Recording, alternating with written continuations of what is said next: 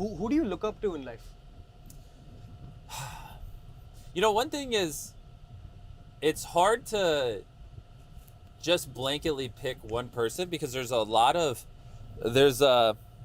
gotten to the point where like no one's perfect, right? And so it's hard to say like this is the person I want to be because everyone has their flaws and there's always things I don't like about certain people. So I found that I don't look up to people specifically. I more look up to traits people have, if that makes sense. So like Elon is definitely not perfect. I think that's pretty obvious to everyone who's opened X at all. He's saying some days just batshit crazy stuff. But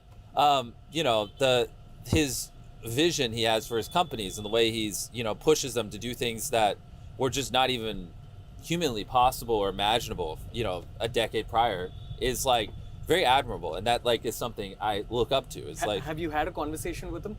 Yeah, briefly at the Super Bowl. We passed. I mean, it was like 30 seconds, nothing of substance. But if the ice broke that day, what would you have asked him?